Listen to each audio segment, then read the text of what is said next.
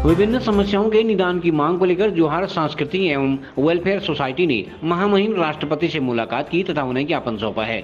समिति के अध्यक्ष पूजा जंगपागी के नेतृत्व में समिति के सदस्यों ने बागेश्वर में भोटिया पड़ाव की जमीन उन्हें सौंपने, भोटिया जनजाति की समस्याओं का निदान करने तथा वनराजी जनजाति की समस्याओं का निदान करने की मांग की। महामहिम राष्ट्रपति से मुलाकात करने के बाद बागेश्वर में पत्रकारों से वार्ता करते हुए जोहार सांस्कृतिक समिति ने कहा कि उन्हें महामहिम राष्ट्रपति से सभी समस्याओं के निदान का आश्वासन मिला है। समिति विश्व पर्यावरण दिवस 5 जून को फरसाली में पर्यावरण जागरूकता के संबंध में गेल पातल नामक कार्यक्रम आयोजित कर रही है, जिसमें पौधरोपण के साथ साथ निःशुल्क स्वास्थ्य शिविर तथा सांस्कृतिक कार्यक्रम भी आयोजित किए जाएंगे। समिति ने सभी लोगों से 5 जून के गेल पातल कार्यक्रम में पहुंचने की अपील की है। और हम लोग अपनी जनजाति, भोटिया जनजाति और राजी जनजाति के समस्या को लेके गई थी राष्ट्रपति मैडम से मिलने के लिए, और हमारी जो वहाँ उनसे मीटिंग हुई तो उन्होंने बहुत अच्छे हम लोगों को बात सुनी और हम लोगों को टाइम दिया। हम अपनी वेशभूषा में गए थे वहाँ, और जो उन्होंने कहा कि आपकी वेशभूषा तो इतनी सुंदर है, आप लोगों ने अपनी परंपरा छोड़ी नहीं है, और मुझे तो बहुत खुशी हुई कि जो आपकी वेशभूषा इतनी सुंदर है। तो हमारी जो ज्ञापन थे हमने सारी डिटेल उनको बताई, खासकर वनराजियों के बारे में भी उन्होंने खुद अपने लेटर पैड में लिखा। उन्होंने कहा कि मैं इसको देखूंगी, ये तो बहुत इनकी हालत बहुत दयनीय है जिस हिसाब से आप बता रही, उन्होंने लिखा था उसमें। तो मुझे बहुत अच्छा लगा जो उनके साथ बैठ के 10 मिनट का टाइम था उनके लिए, बट उन्होंने 15 मिनट टाइम दिया हम लोगों को अपनी बात रखने के लिए। तो हम लोगों को बहुत अच्छा लगा, और मैं उनके लिए एक शॉल लेके गई थी मुनस्यारी से, हमारे जो अंगूरा का ऊन के बने होते हैं, बहुत सॉफ्ट होता है वो। और यहाँ से मैं बागेश्वर से एक मोनाल ले गई थी उनके लिए, एक हैंडीक्राफ्ट। तो वो उनको भी उन्होंने बहुत गौर से देखा। हमने कहा ये हमारे राज्य पक्षी है, आप इसको हमारी तरफ से एक छोटा सा भेंट है।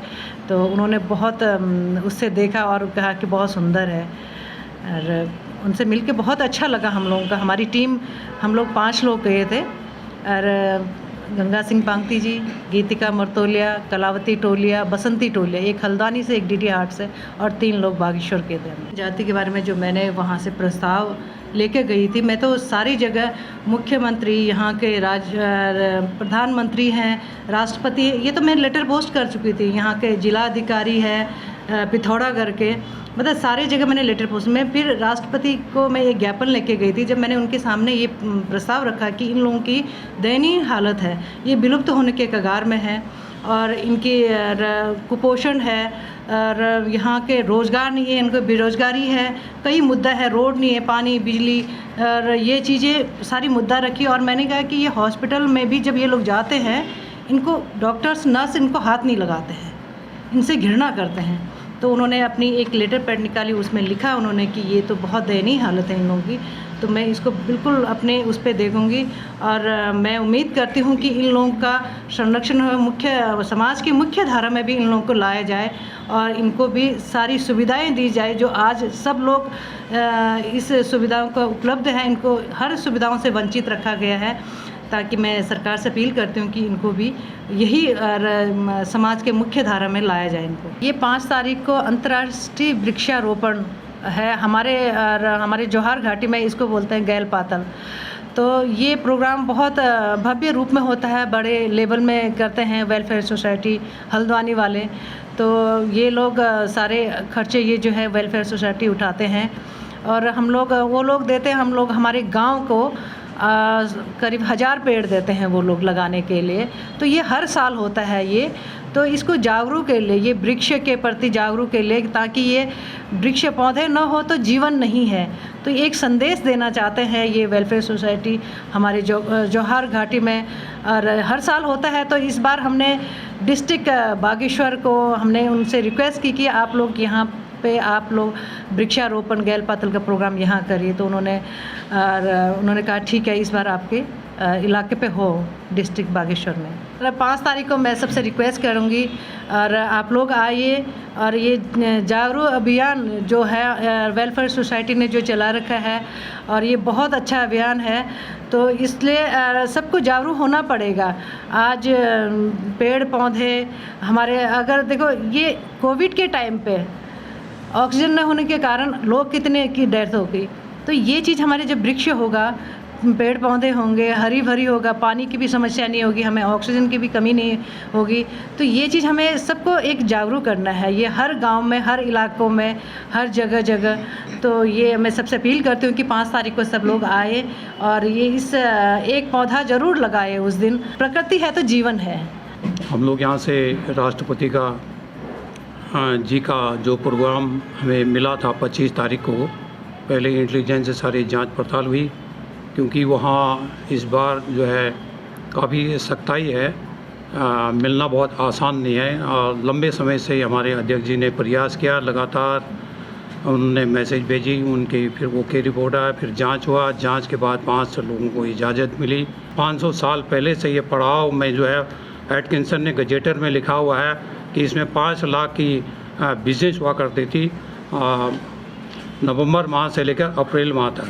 तो राष्ट्रपति महोदय से भी हमने उस बात को रखा कि 4 लाख की बिक्री आज के ज़माने में कितना करोड़ का होता होगा, और 5 महीना मेला चलता था। फिर उन्होंने भूमि के बारे में पूछा, जनजाति को जो 4% का जो 7 बिंदु पर है, उन बिंदु पर जो है हमें नेगलेक्ट किया जा रहा है देश में। और जब भी पोस्ट निकालते हैं तो वो 2 पोस्ट 3 पोस्ट नहीं, तो हमारे लोगों को वंचित किया गया। एक खास ये मुद्दा था। तीसरा मुद्दा हमारा जो दुर्लभ जो आदि मानव, जिनको सरकार ने 40 में राजा अस्कोटे राजा ने उनको घोषित किया है, उनको वैसे तो सिस्टम में ऐसा है कि छूना ही मना है। सरकार के गजट नोटिफिकेशन में तो राजी जनजाति कहा जाता है। तो उनका जो हमारे अध्यक्ष जी ने खासकर बताया, खासकर कुपोषण से महिलाओं जो है अपनी जीवन में जो 35 साल में चल बस रहे हैं, सरकार ने उनको जो है अनदेखी करके राष्ट्रीय धारा में है, क्योंकि मानवाधिकार का भी सरासर उल्लंघन हो रहा है इसमें देश में, कि उस अगर वो पुरानी धरती में रहेगा तो धरती का बैलेंस है। बाघ तो हम लोग ला रहे हैं दूसरे देशों से खरीद के, तो मनुष्य को कहाँ से लेके आएंगे? मनुष्य को बचाने के लिए सरकार करोड़ रुपया खर्चा कर रही है, फिर भी नहीं बचा। तो इनकी संख्या हमारे जनपद पिथौरागढ़, जनपद चंपावत के अलावा कहीं भी उत्तराखंड में ये राजी जनजाति नहीं है। लगभग जो है 500 या 600 से ज़्यादा नहीं है।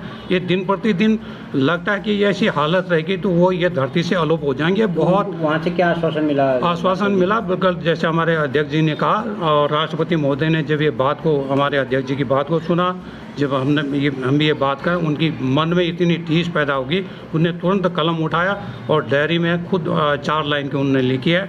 उन्होंने यही कहा कि आपकी जो भी मैटर है सारी चीज़ों का, आपने चाहे राजी जनजाति का, चाहे भोटिया जनजाति का, चाहे थारू का उठाया, चाहे बुक्सा का उठाया, ये सब मेरी टेबल पर आ जाएगी। मैं इस संबंध में सारे मामलों के बारे में उत्तराखंड के राज्यपाल और मुख्यमंत्री से वार्ता करूंगा, और भूमि के मामले वो गंभीरता दिखाई हो सकता है। मैं पूरी आशा है कि देश के सर्वोच्च के पद का राष्ट्रपति ने हमें आश्वासन दिया, तो हमें शायद में ये पड़ाव की भूमि हमें मिलेगी और बिल्डिंग में हमें हस्ताक्षर होगी। उम्मीद मैं ये करता हूँ कि फिर से हमारे अध्यक्ष जी ने ऐलान किया है पिछले हमारे नोएडा में भी, कि मैं अगली बार अगर ये कार्रवाई नहीं हुई तो ये सीधा जो है पुनः राजी महिला को ले जाके पुनः ही जो है वो राष्ट्रपति के पास मिलने के लिए भी उन्होंने कहा रखा है। अगर वो नहीं करेंगे तो हम वोट गलत में इसका एक ऐलान करेंगे, ताकि देश में जो है तब लोगों को पता चले राजी जनजाति भी इस देश में रहते हैं। क्योंकि अंडमान में तो हवाई जहाज से सुरक्षा होती, उनको जो है कुपोषण आपने जो है जिला अधिकारी पिथौरागढ़ के सामने भी रखा है। उन महिला को ले जाके वो अपने जीव का पर्सनल पैसा लगा के भी उस काम को निस्वार्थ रूप से कर रहे हैं। जमतरी में जो 2 गगन सिंह जगत सिंह जो जेल से में बंद किए थे निर्दोषों को, क्योंकि सरकार उसको ध्यान नहीं दे रही। और विधायक जी से भी खासकर हमारे बिशन सिंह चौपाल जी जो 25 साल के विधायक हैं, उनके विधानसभा क्षेत्र में हमारे अध्यक्ष जी ने उनको पिथौरागढ़ में कहा भी। और जब हम दिल्ली पहुंचे थे उत्तराखंड भवन में, वो खुद बाहर आ रहे थे, तो उनके सामने में फिर कहा कि आपने स्पष्ट कहा कि आप इसके लिए जवाबदेह हैं। CCN न्यूज़ के लिए ब्यूरो रिपोर्ट बागेश्वर।